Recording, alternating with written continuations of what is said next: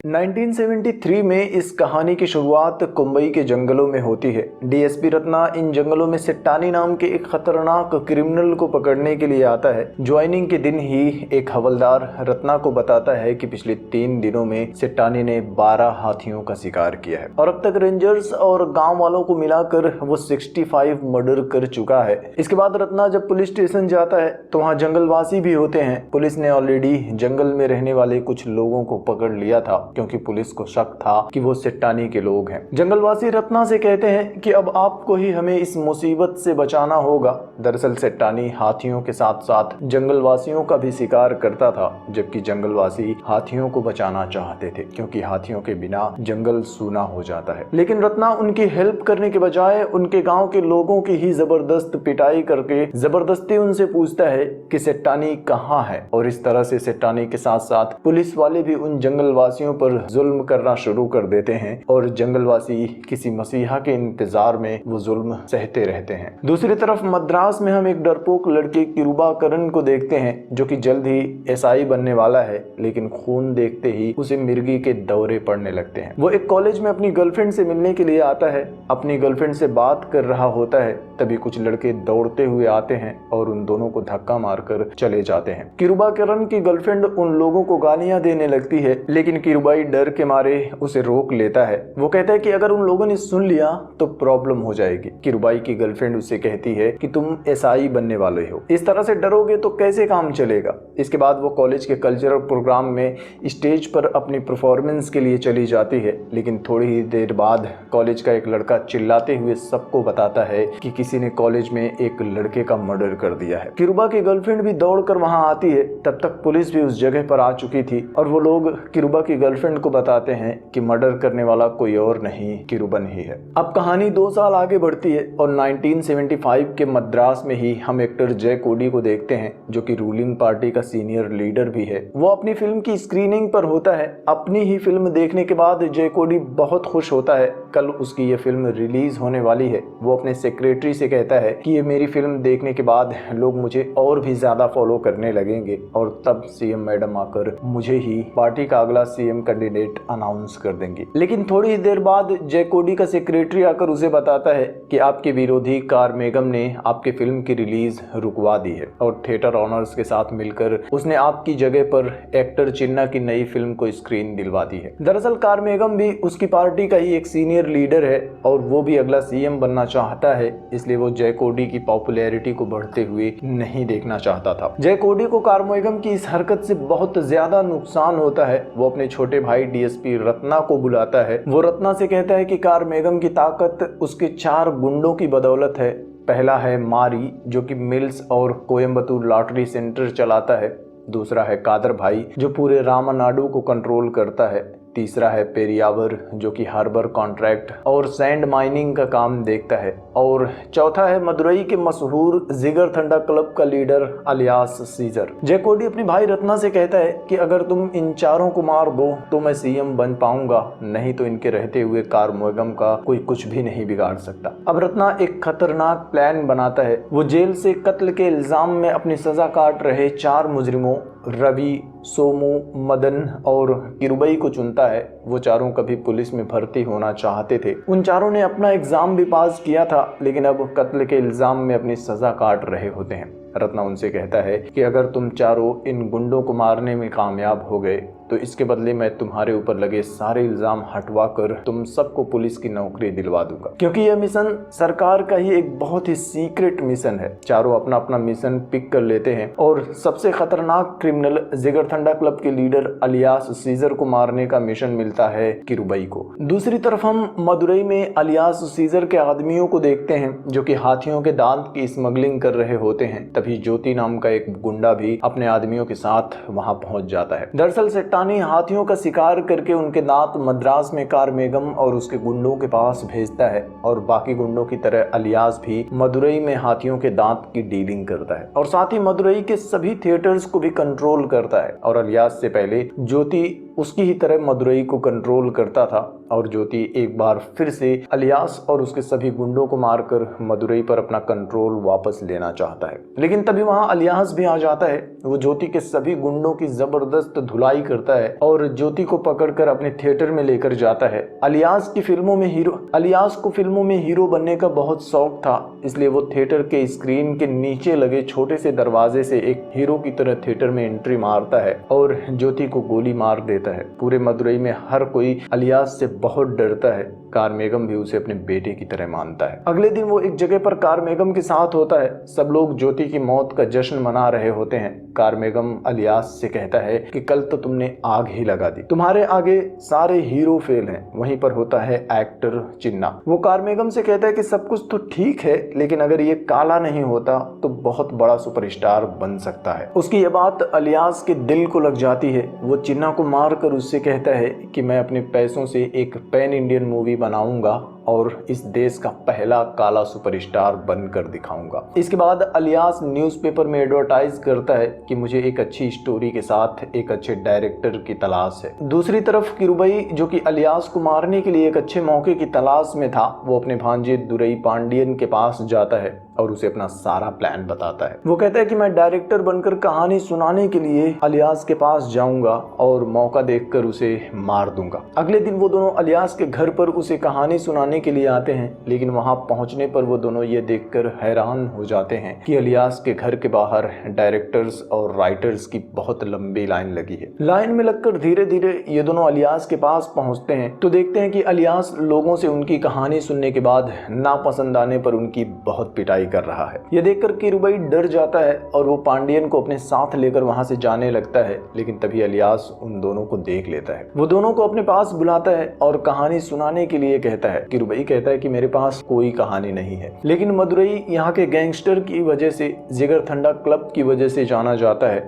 और इसलिए मैं तुम्हारे ऊपर एक बायोपिक फिल्म बनाना चाहता हूँ जो कि तुम्हारे और जिगरथंडा क्लब के ऊपर फोकस करेगी। अलियास को किरुबई का ये आइडिया बहुत पसंद आता है। वो किरुबई से कहता है कि तुम मेरे साथ रहकर फिल्म की शूटिंग करो, लेकिन किरुबई उससे कहता है कि फिल्म शुरू करने के लिए तुम्हें मुझे अपने बारे में सब कुछ बताना होगा। जिसके बाद अलियास उसे लेकर अपने घर जाता है। घर पर हम अलियास के पापा को देखते हैं जो कि पागल के जैसे बुरी तरह से डरे हुए होते हैं और बार बार कह रहे होते हैं कि हथिनी आकर हम सबको मार डालेगी। इसके साथ ही हम अलियास की प्रेग्नेंट वाइफ मलिया ऋषि को भी देखते हैं। वो अलियास से बहुत नाराज होती है और हर वक्त उसे डांट ही रही होती है। अपनी फैमिली से मिलने के बाद अलियास किरुबई से कहता है कि अब तुम मुझसे जो कुछ भी पूछना चाहते हो पूछ सकते हो। इसके बाद वो किरुबई को अपने साथ लेकर अपने सारे इलीगल धंधों के बारे में भी बताता है और किरुबई को अपनी फिल्म शूट करने के लिए एक कैमरा भी दे देता है और इस तरह से उनके फिल्म की शूटिंग शुरू हो जाती है। अब अलियास जहां भी जाता किरुबई और पांडियन दोनों उसके साथ होते थे और अलियास जो भी करता था ये दोनों उसे रिकॉर्ड भी करते थे। इसी तरह से 30 दिन में 41 बार कोशिश करने के बाद भी किरुबई अलियास को मारने में नाकाम ही रहता है। और एक दिन डीएसपी रत्ना के बुलाने पर किरुबई उससे मिलने के लिए जाता है। उसके साथ सोमू और मदन भी होते हैं। रत्ना उनसे कहता है कि मैंने तुम्हें वहां उन्हें मारने के लिए भेजा था, लेकिन तुम में से कोई उनका ड्राइवर बन गया तो कोई नौकर बन चुका है और एक तो फिल्म शूटिंग कर रहा है। वो तीनों को एक जहर की बोतल पकड़ाता है और कहता है कि जंगल में सेट्टानी हाथियों का शिकार करने के लिए अपने हथियारों पर यही जहर लगाता है और अब अगर 3 दिनों में तुम लोगों ने अपना मिशन कंप्लीट नहीं किया तो जहां भी रहना ये जहर पीकर मर जाना, नहीं तो मैं तुम लोगों को जान से मार दूंगा। तभी एक हवलदार रत्ना के पास आकर उसे बताता है कि सेट्टानी के आदमियों ने थाने को घेर लिया है। दरअसल पुलिस वालों ने सेट्टानी के एक खास आदमी को पकड़ लिया था। सेट्टानी के आदमियों को देखकर रत्ना भी डर जाता है। वो हवलदार से कहता है कि उस बुढ़े को जाने दो, नहीं तो सेट्टानी के आदमी पूरे थाने को जला देंगे। सेट्टानी से रत्ना को डरते हुए देखकर किरुबई भी हैरान रह जाता है। खैर वो लोग वापस अपने अपने मिशन पर आ जाते हैं। अगली शाम मलिया ऋषि की गोद भराई का फंक्शन होता है। अलियास के सभी आदमियों के साथ साथ मारी, पेरियावर, कादर भाई, कारमेगम और उनके साथ साथ मलिया ऋषि मलियारिसी की फैमिली वाले भी इस फंक्शन में शामिल होते हैं। किरुबई और पांडियन भी इसी फंक्शन में फिल्म की शूटिंग कर रहे होते हैं। वो लोग खाना खा रहे होते हैं। तभी मलियारिसी गुस्से में किरुबई से पूछती है कि आखिर तुम इस गुंडे की बायोपिक क्यों बना रहे हो। किरुबई कहता है कि आज की दुनिया अच्छे लोगों की बायोपिक फिल्म देखना पसंद ही नहीं करती। मलियारिसी कहती है कि ये अलियास हमेशा से ऐसा नहीं था। इसके बाद वो अलियास की कहानी बताती है। दरअसल कुछ साल पहले अलियास का बाप कुरियन भी जंगल में रहता था। जंगलवासी हाथियों का शिकार नहीं करते, लेकिन पैसों की लालच में आकर कुरियन अपने दोनों बेटे कुंबन और अलियन के साथ मिलकर हाथियों का शिकार करता था। और एक दिन जब वो लोग एक हाथी का शिकार कर चुके थे, तब अलियन ने उनके जाल में फंसी एक दूसरी हाथी को छोड़कर जंगल में भेज दिया। ये देखकर कुरियन उससे कहता है कि तुमने ऐसा क्यों किया। हाथी कभी भी अपना बदला लेना नहीं भूलते। और तभी वो हाथी वापस आता है और अलियन के भाई कुंबन को जान से मार देता है और फिर जंगल में भाग जाता है। उस दिन के बाद से कुरियन पागल हो जाता है और अलियास भी कुंबई के जंगलों को छोड़कर मद्रास में रहने के लिए चला जाता है। अलियास की बैकग्राउंड स्टोरी सुनने के बाद किरुबई और पांडियन दोनों अपने घर चले जाते हैं। अगली सुबह गोद भराई की रस्म शुरू हो जाती है, लेकिन तभी अलियास का एक आदमी आकर उसे बताता है कि पेरियावर की मौत हो चुकी है। यह सुनकर अलियास एक तरह से पागल हो जाता है। उसके आदमी कहते हैं कि पेरियावर की मौत बाथरूम में फिसलकर गिरने की वजह से हुई है, लेकिन अलियास उसका पोस्टमार्टम करवाने के लिए कहता है। सब लोग हॉस्पिटल में होते हैं। तभी पोस्टमार्टम करने वाला डॉक्टर सबके सामने बताता है कि अलियास का शक सही है, पेरियावर को किसी ने गला दबा कर मारा है। यह सुनकर तो अलियास और भी पागल हो जाता है। वो किरुबई से अपनी शूटिंग करने के लिए कहता है और पेरियावर के कातिलों को ढूंढना शुरू कर देता है। और आखिरकार उसके आदमी पेरियावर को मारने वाले मदन को पकड़ ही लेते हैं। और एक बार फिर से अलियास अपने फेवरेट हीरो क्लिंट ईस्टवुड की तरह उसे अपने थिएटर में लेकर जाता है। वो स्क्रीन के नीचे वाले दरवाजे से अपने हीरो की तरह एंट्री मारता है, लेकिन उसी समय एक गड़बड़ होने वाली होती है। दरअसल रात में जब मदन पेरियावर को मारकर भाग रहा था, तब रास्ते में उसे किरुबई और पांडियन भी मिल गए थे। वो किरुबई को बता रहा था कि मैंने पेरियावर को मार दिया है। उसी वक्त अलियास के एक आदमी ने उन दोनों को एक साथ देख लिया था। वो थिएटर में अलियास को बताने वाला ही होता है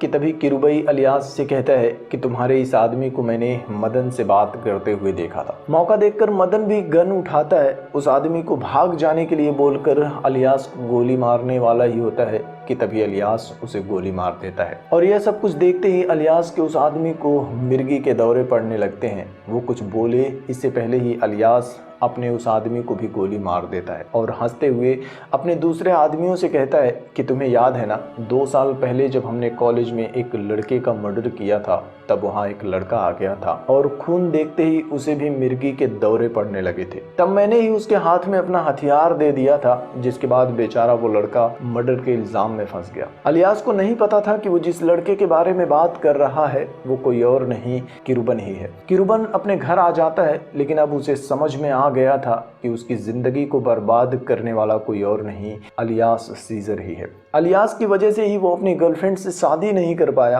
पुलिस नहीं बन पाया और बेकसूर होने के बाद भी आज जेल की सजा काट रहा था। वो कसम खाता है कि अब मैं किसी भी तरह से अलियास से अपना बदला लेकर ही रहूंगा और इसके लिए वो एक बहुत ही खतरनाक प्लान बनाता है। अगले दिन वो अलियास के पास जाता है और उससे कहता है कि मैं तुम्हारे फेवरेट हीरो क्लिंट ईस्टवुड की फिल्मों के जैसे ही मैं तुम्हारी फिल्म का भी क्लाइमैक्स शूट करना चाहता हूँ। क्लिंट ईस्टवुड भी अपनी फिल्मों में फाइट करता है, लेकिन तुम्हारी तरह राउडी बनकर नहीं, गरीबों का मसीहा बनकर। तुम्हारा राउडीजम भी गरीबों के आंसुओं को पोंछने वाला होना चाहिए और इसके लिए मेरे पास एक प्लान है। तुम्हारे गाँव के लोग पुलिस और सेठानी के जुल्म से परेशान है। तुम अपने गांव वालों के पास जाओगे, उनके साथ रहोगे और सेठानी को पकड़कर पुलिस के हवाले कर दोगे, जिसके बाद पुलिस भी वहां से चली जाएगी और तुम गांव वालों का मसीहा बन जाओगे। अगर तुम इस कहानी और क्लाइमैक्स के लिए तैयार हो तभी मैं तुम्हारी बायोपिक को आगे शूट करूंगा, नहीं तो नहीं करूंगा। अलियास को भी उसका यह आइडिया बहुत अच्छा लगता है और अगले दिन ही वो कुंबई के जंगलों में अपने गाँव जाने के लिए तैयार हो जाता है। किरुबन उससे कहता है कि वहाँ मैं और तुम सिर्फ 2 लोग ही जाएंगे, किरुबई पांडियन को घर भेजकर अलियास के साथ कुंबई के जंगलों में चला जाता है। अलियन कई सालों के बाद अपने गांव में वापस आया था। गोद भराई के बाद मलिया ऋषि भी गांव में आ गई थी। अलियन गांव पहुंचकर एक हीरो की तरह अपने गांव वालों से कहता है कि मैं अपने इस गांव को सिट्टानी के जुल्म से बचाने के लिए यहाँ आया हूँ। किरुबई उसकी पूरी स्पीच को अपने फिल्म के लिए रिकॉर्ड करता है। अलियन की स्पीच सुनकर मलिया ऋषि उससे कहती है कि अगर तुम सच में गांव वालों के आंसुओं को पोंछना चाहते हो, सच में लोगों का मसीहा बनना चाहते हो,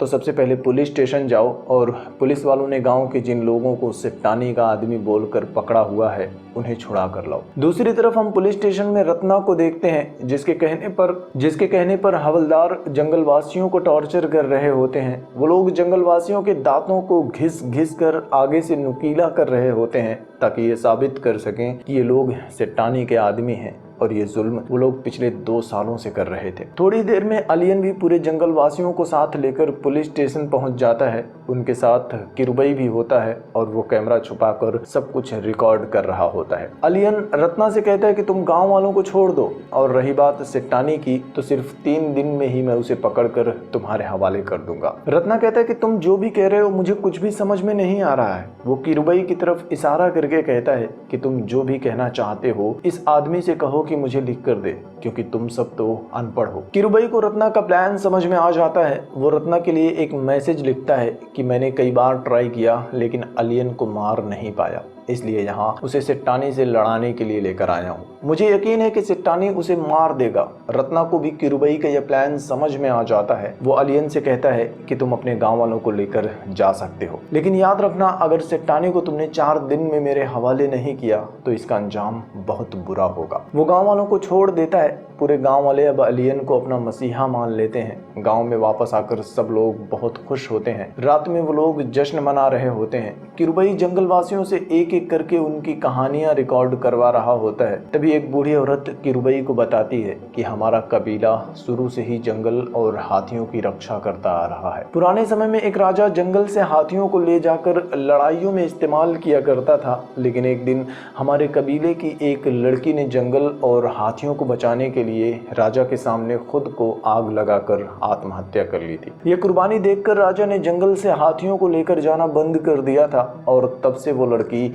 हमारे लिए हमारी कुल देवी माँ सेतुकली बन गई है। वो लोग जश्न मना रहे होते हैं कि तभी सिट्टानी के आदमी उसके गांव पर हमला कर देते हैं, लेकिन अब अलियन उनके पास होता है। वो उन सब से फाइट करता है और सिट्टानी के 3 आदमियों को पकड़ लेता है। वो उनसे पूछता है कि सिट्टानी कहाँ मिलेगा। डर के मारे उनमें से एक आदमी अलियन को सिट्टानी का पता बता देता है। दूसरी तरफ हम सिट्टानी को देखते हैं जो अपने आदमियों के साथ मिलकर जंगल में हाथियों का शिकार कर रहा होता है। वो बड़ी आसानी से अकेले ही बड़ी बड़ी हाथियों को मारकर गिरा देता है। और तभी अलियन और किरुबई भी सिट्टानी के उस आदमी के साथ उस जगह पर पहुंच जाते हैं। अब यहाँ अलियन और सिट्टानी के बीच एक जबरदस्त फाइट होती है। किरुबई छुप कर सब कुछ रिकॉर्ड कर रहा होता है। अलियन के लिए यह सब कुछ उसके फिल्म की शूटिंग होती है और इस फाइट से पहले सिट्टानी एक प्रेग्नेंट हथिनी का शिकार करने वाला था, लेकिन इस फाइट के बीच में ही वो हथिनी अपने बच्चे को जन्म देती है। और इधर इस फाइट के एंड में सिट्टानी अलियन को जहर लगी एक गोली मारने में कामयाब हो जाता है। अलियन बेहोश हो जाता है। सिट्टानी अपने आदमियों के साथ जंगल में भाग जाता है। सिट्टानी के जाने के बाद किरुबई भी बाहर आता है। वो अलियन को अधमरा देखकर खुश हो जाता है। आज उसका मकसद पूरा हो चुका था। वो अलियन को अकेले ही जंगल में मरने के लिए छोड़कर बाहर आ जाता है। लेकिन कल रात जंगलवासियों से उनकी कुर्बानियों की कहानियां सुनने के बाद, पुलिस का जंगलवासियों पर अत्याचार देखने के बाद अब उसका मन बदल चुका था। आखिरकार वो अपने फिल्म के हीरो को बचाने के लिए उसे लेकर गांव में आ जाता है। गांव वाले पुरानी जड़ी बूटियों से अलियन का इलाज करते हैं। रात में अलियन को होश आ जाता है और उसी टाइम पर हाथियों का झुंड भी गाँव में आ जाता है और उनके बच्चे को बचाने के लिए वो हथिनी अलियन का शुक्रिया अदा करती है। अलियन का बाप कुरियन हाथियों के झुंड को देखकर डर रहा होता है। अलियन उसे लेकर हथिनी के पास जाता है और हथिनी कुरियन को भी माफ कर देती है और फिर हाथियों का झुंड जंगल में वापस चला जाता है। हथिनी से माफी मिलने से आज इतने सालों के बाद कुरियन सुकून की नींद सोता है और रात में ही उसकी मौत हो जाती है। अगली सुबह अलियन अपने पापा का अंतिम संस्कार कर देता है और एक बार फिर से किरुबई को अपने साथ लेकर जंगल में सिट्टानी को पकड़ने के लिए चला जाता है। और यहाँ एक बार फिर से अलियन और सिट्टानी के बीच एक जबरदस्त फाइट होती है और इस फाइट के बाद फाइनली अलियन सेट्टानी को जिंदा पकड़ लेता है। इसके बाद अलियन अपने लोगों के साथ पुलिस स्टेशन में जाता है। वो रत्ना को सबूत के तौर पर सेट्टानी के बाएं हाथ की सारी उंगलियां देकर कहता है कि मैंने सेट्टानी को पकड़ लिया है, लेकिन जब तक सीएम मैडम खुद यहाँ नहीं आएंगी मैं सेट्टानी को तुम्हारे हवाले नहीं करूंगा। उनके पॉलिटिकल कनेक्शन भी होते हैं, तो सीएम मैडम के साथ साथ कार्मेगम भी कोम्बई के जंगल में पुलिस स्टेशन में पहुंच जाता है। सीएम मैडम के सामने ही अलियन सेट्टानी को पुलिस के हवाले करता है। सीएम मैडम ये सब देखकर बहुत खुश हो जाती है। वो पुलिस वालों को खूब डांटती हैं और फिर अलियन से कहती हैं कि तुमने बहुत अच्छा काम किया है, तुम इन गांव वालों के मसीहा हो और मैं वादा करती हूँ कि बहुत ही जल्द ये पुलिस स्टेशन भी यहाँ से हटा दिया जाएगा। सीएम मैडम के वादे से पूरा गांव खुश हो जाता है। वो लोग अपने गांव में वापस आ जाते हैं और जमकर जश्न मना रहे होते हैं।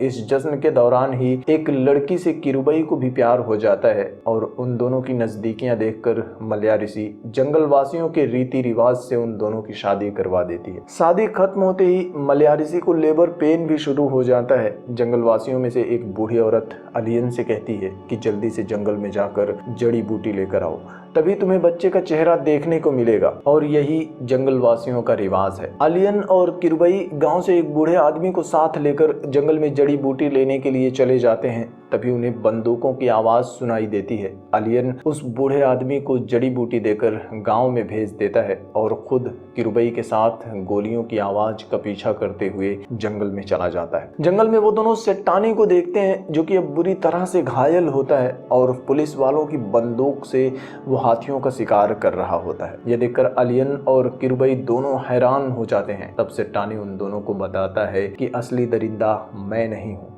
वो पॉलिटिशियंस हैं। दरअसल सेट्टानी सीएम मैडम के सपोर्ट से ही जंगल में हाथियों का शिकार कर रहा था। वो हाथियों का शिकार करने के बाद उनके दांत सीएम मैडम के आदमियों को भेज देता था और सीएम मैडम उन्हें दिल्ली में कुछ स्मगलर्स को बेच देती थी, क्योंकि उन स्मगलर्स ने अगली बार सीएम मैडम को पीएम बनाने का वादा किया था। सेट्टानी उन दोनों को बताता है कि सीएम मैडम ने रत्ना को तुम्हारे पूरे गांव को खत्म करने का ऑर्डर दिया है, जाओ और अपने गांव वालों को बचा सकते हो तो बचा लो, क्योंकि दरिंदे वहां पहुंचने वाले ही होंगे। यह सुनकर अलियन और किरुबई दोनों गांव वालों को बचाने के लिए वहां से चले जाते हैं और इधर एक हाथी सेट्टानी को मारकर उसका काम खत्म कर देता है। गांव पहुंचकर अलियन पूरे गांव वालों को सब कुछ बताता है कि पूरी पुलिस फोर्स हम सबको मारने के लिए यहाँ आ रही है, हमें अभी ये गांव छोड़कर भागना होगा। लेकिन गांव का कोई भी आदमी गांव छोड़कर भागने को तैयार ही नहीं होता। वो कहते हैं कि अगर हम यहाँ से गए तो हमारा अपना इतिहास ही खत्म हो जाएगा। काफी समझाने के बाद भी कोई जाने को तैयार ही नहीं होता।